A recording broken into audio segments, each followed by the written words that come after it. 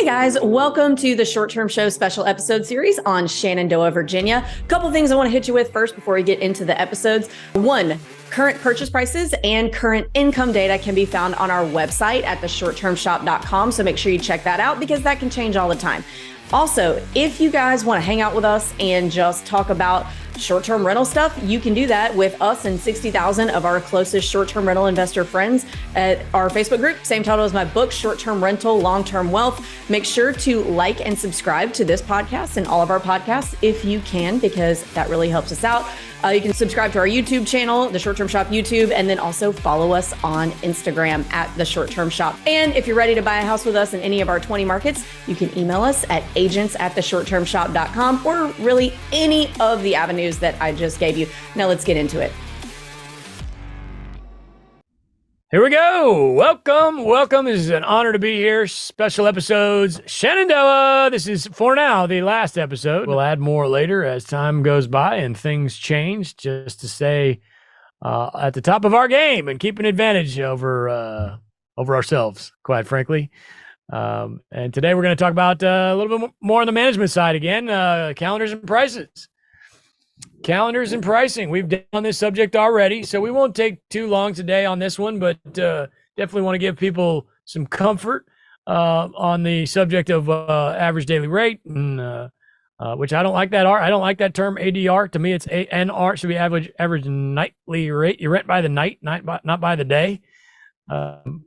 Just getting in the weeds there as usual.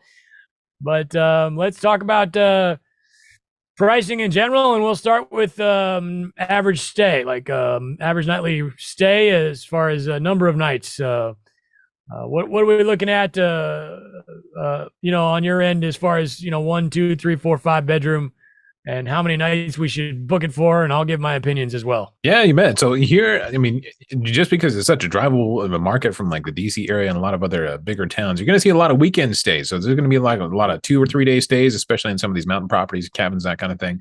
But you're also going to have people coming from across the U.S. who, they've got the Shenandoah on their bucket list. They want to cross it off. So they're going to check in and stay a while, probably, 4 or 5 days.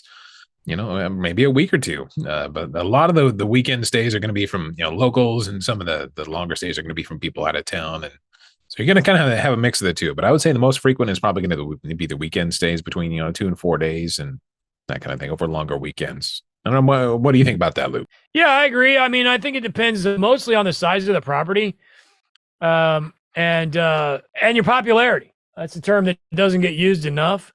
If my property is popular, I can go ahead and bump it up. Same with the nightly rate, and say, hey, well, you want to book my house? Then you need to book 3 or 4 nights. And if you're not popular, maybe you jump down to 2 or 1. I'm not doing 1 night on anything than 2 bedrooms personally.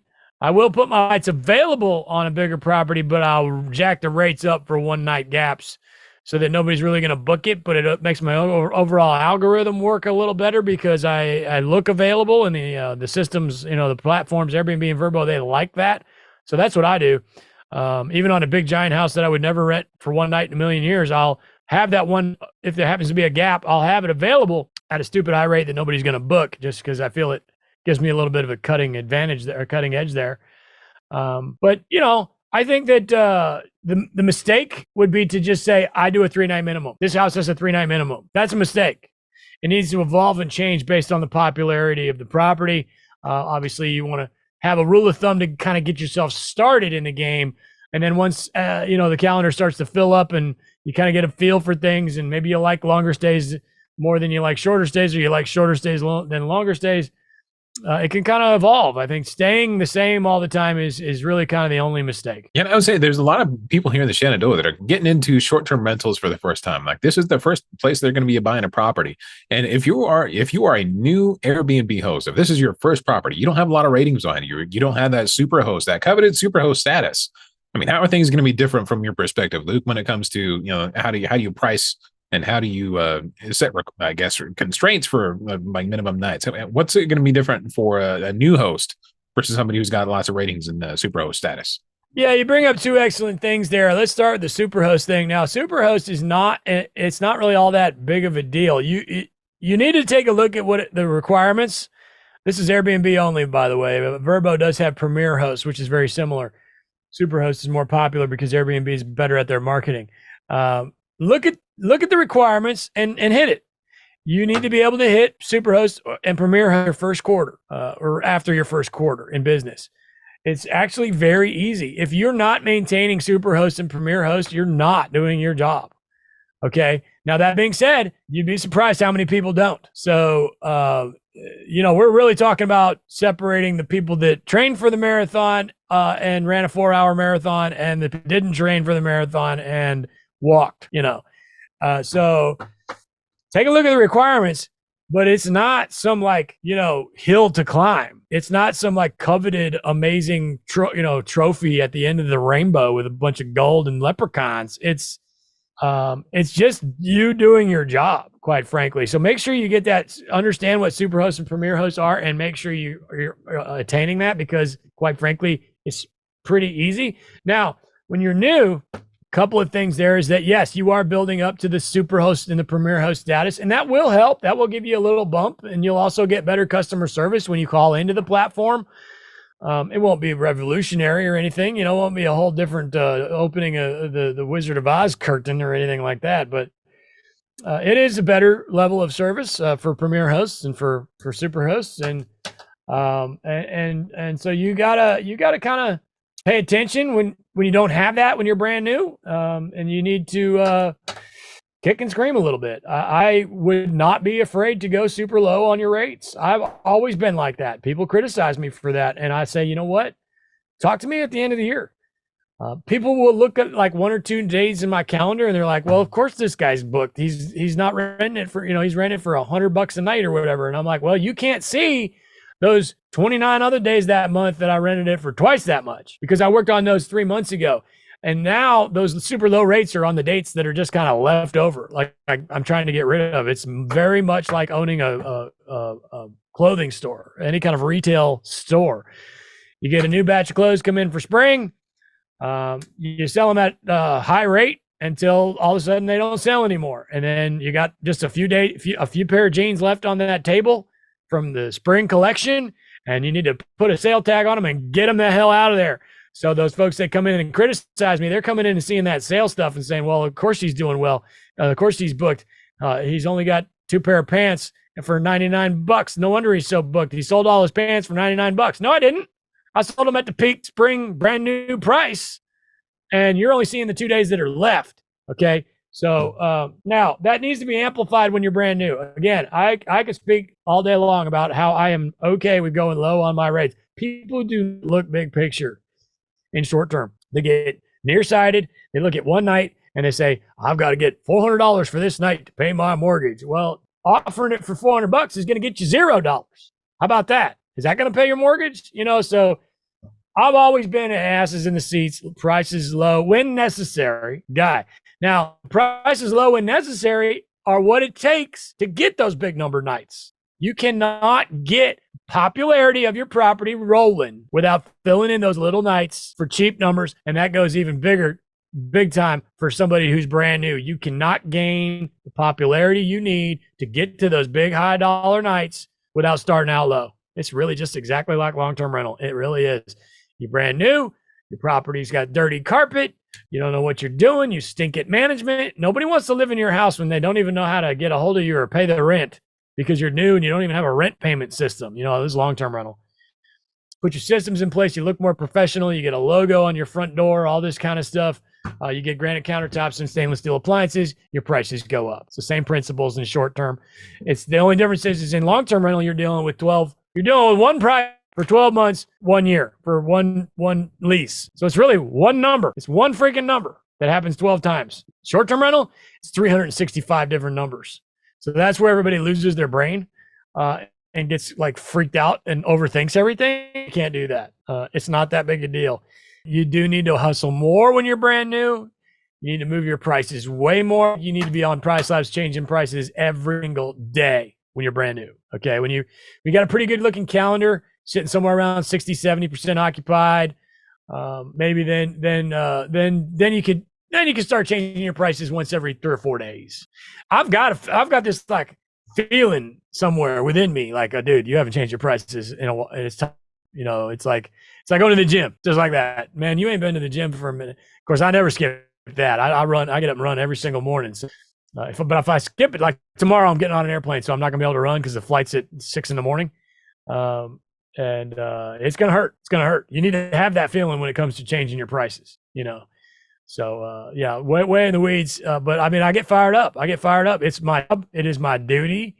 And if my calendar is empty, I am not doing my job. It's as simple as that. You can blame it on everybody you want. You can blame it on the market. You can blame it on the economy. You can blame it on the stock market.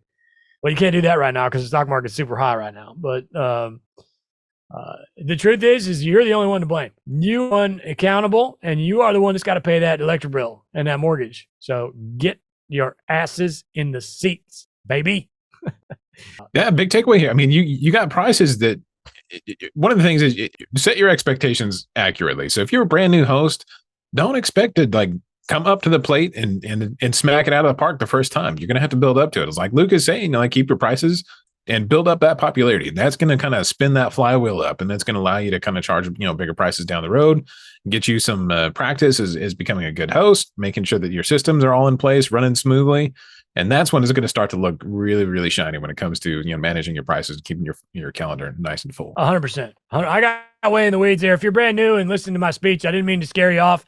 It doesn't need to be that serious. I just get passionate about the subject. Is this more of a weekend market? Can I get bookings during the week? Can I fill a calendar, or is it going to be a little bit less on the occupancy side of things? Yeah, absolutely. You can get bookings during the week, and it's fairly common. Again, it depends on management, depends on like how nicely designed and photographed your property is. With the nice properties are obviously going to book up and fill up a little bit faster and easier than some of the ones that might have some deficiencies to them. So it does matter a lot on as far as one, seasonality, and two, how well managed that property is. So during the school months, maybe weekend stays are going to be a little bit more common. But during the summer months and during the vacation months, some winter, all that kind of stuff, you're going to see a lot of weeks fill up. And especially as people are, getting away for longer weekends, spend time with their family during the winter months, during those longer, bigger league vacations like Thanksgiving, Christmas, that kind of stuff. So it's going to depend on seasonality, and it's also going to depend on management. But it is not hard to get your calendar nice and full, even during some of the school months. Again, it depends on management, I would say. Luke, what do you think? Yeah, I think so. You're going to have some lulls for sure. May and September, as usual. This is a very typical vacation market for mountain market. It's a very typical vacation calendar wherein your May and your September are going to suck. And the reason why May and September suck is because everybody forgets. And the next thing they know, they look up. And here's actually, you want to know the truth? This is really what happens.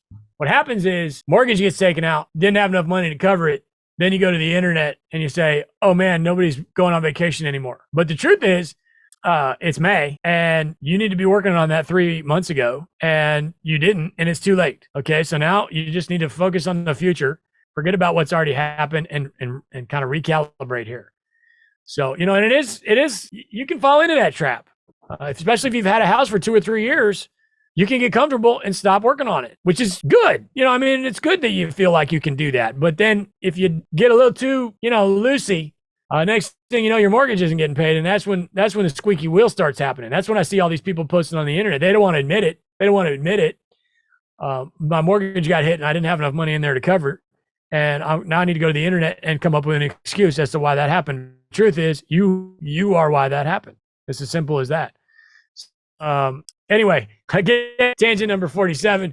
I'm not trying to scare any noobs, but typical mountain market, May and September are you gotta work on those 3 months in advance. Preach this 100 times and nobody ever listens. Okay, so if you work on May and February, you're going to be just fine.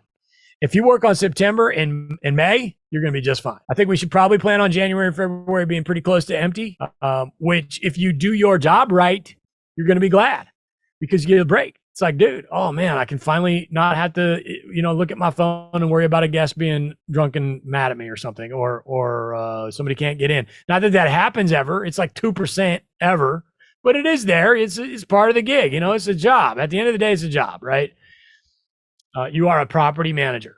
So In January, February, I don't have to be a property manager. I can ride my motorcycle or whatever I'm going to do, so if you do your job right, you're going to have that sweet, I can ride my motorcycle for 2 months feeling. If you don't do your job right, you're going to be like, crap, I didn't make enough money in the 10 months that I needed to make because I wasn't paying attention in this dead season. And I got to try and make up for it in dead season, which is not going to happen. So January, February, pretty slow with the exception of the 2 holidays there. You got MLK and you got veterans. And there's actually 3. There's Valentine's Day. And then May, Deadsville. So work on May and February, starting in February. What do I mean by work on it? I mean, change your headline, May special, May flowers, whatever you want to. Just make sure you're marketing towards May. Give somebody a reason to click on it if they're shopping for May. Oh, this guy's got some May sale going on. Cool. Just like the jeans, just like the jean analogy. Okay. And then September, same thing. The rest of the year, you're really only looking at 4 months that are kind of a pain in the ass. And then the other 8 months, it's pretty smooth sailing, I think. And for the most part, in a great mountain vacation market that like the one we're talking about right now. Yeah, I would agree. And it seems like in some of those months, like it seems like you have to devise a plan to fail if you're not renting out during some of those other months. But yeah, you working ahead of time is going to be to your advantage. I see a lot of people out in this market that seems like they're struggling to book more than like 2 weeks out. And if that is the case, then you got to put a lot of more work into pricing and doing some marketing and that kind of stuff.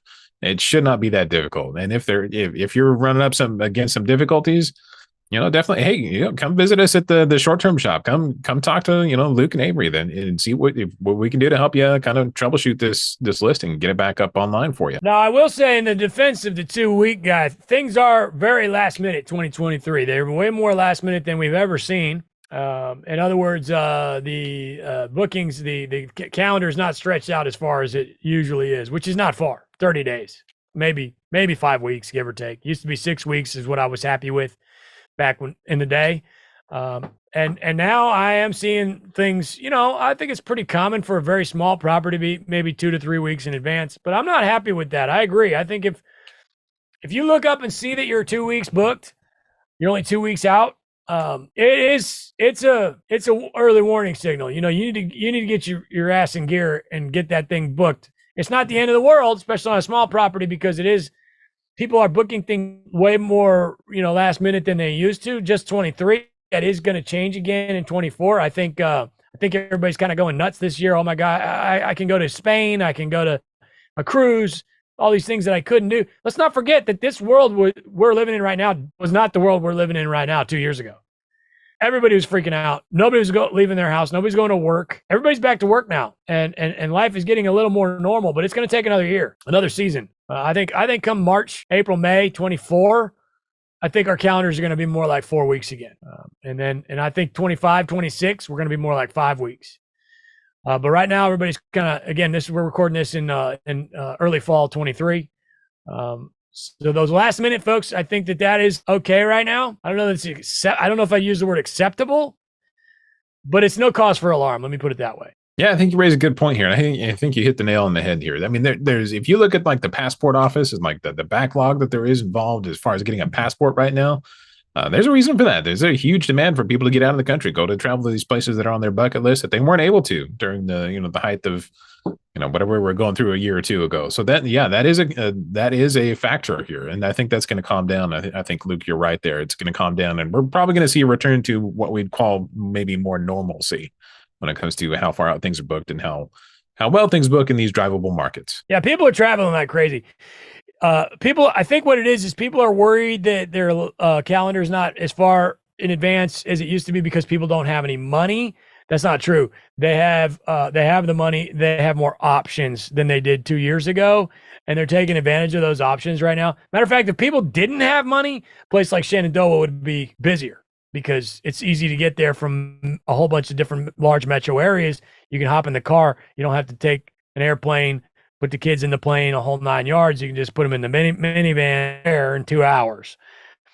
I don't think it's an economic driver on the shorter advanced bookings right now. I think it's just a cultural shift back to normal. It went so far the other direction that it's gone the other direction now, and then we're going to even out in about summertime 24. That's my prediction. Where were we?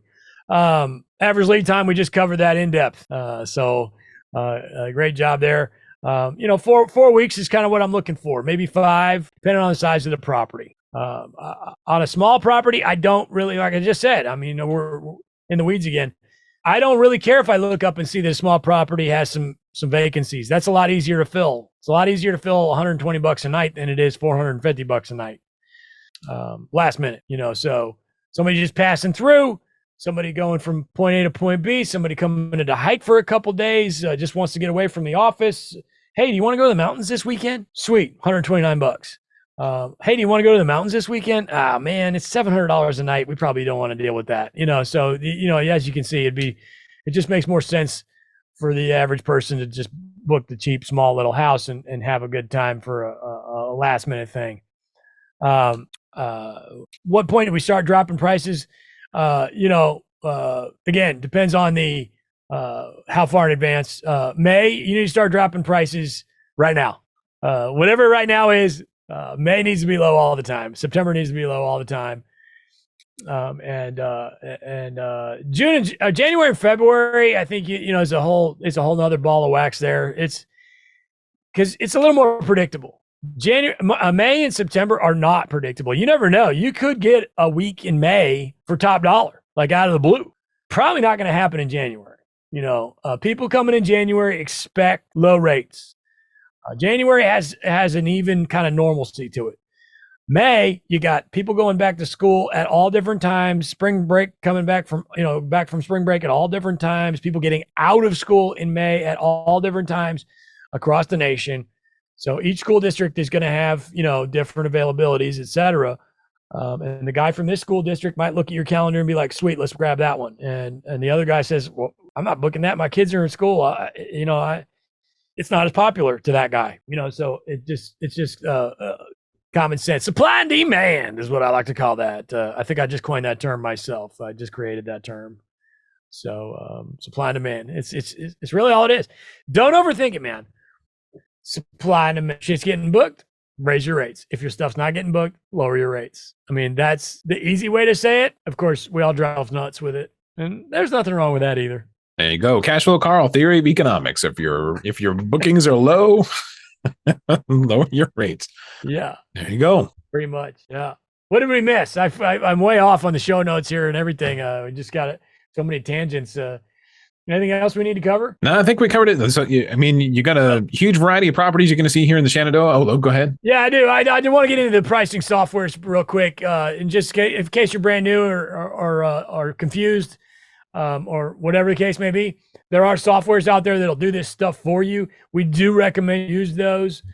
For the most part, they're pretty awesome. There's actually 3 kind of major ones to pick from. The one that we all use here at the shop, and I do want to mention we don't get any kind of code kickback of any kind. We don't do that here at the shop.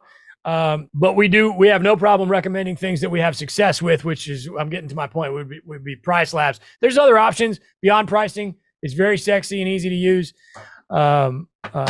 Wheelhouse is another, but most is in Price Labs, and you're probably going to want to use that right out of the gate, even if you're brand new. It's a bit of a game changer, but I do see a rookie mistake there where a lot of folks just plug in Price Labs and then walk away and forget about it. And those are the ones we start hearing from, when September rolls around and they're like, I can't cover my mortgage. Well, Price Labs is awesome, but you got to get in there and shift gears, man. Like you're going around the corner here in the track. And if you don't steer that steering wheel in Price Labs, you're going to crash and burn, so check out Price Labs. Is not about 2,000 YouTube videos on Price Labs. Go ahead, Alan. Yeah, it's not a set it and forget it program. I mean, it does leverage some algorithms to try and help, suggest prices that are going to help you out, but it's not a set it and forget it thing. And a lot of people assume like there's a minimum price, a maximum price, and a base price. And you got to know how to drive those. I mean, it's not just like, clicking a button and having it suggest a base price and accepting whatever min max is in there. And especially if you're a new property owner, if you're a new short-term rental host, like, you got to know what's going in there. And sometimes it's to your advantage not to put a minimum or maximum price in there. It gives you a little bit more flexibility, but definitely do your homework on this. I mean, this is something we can't do for you.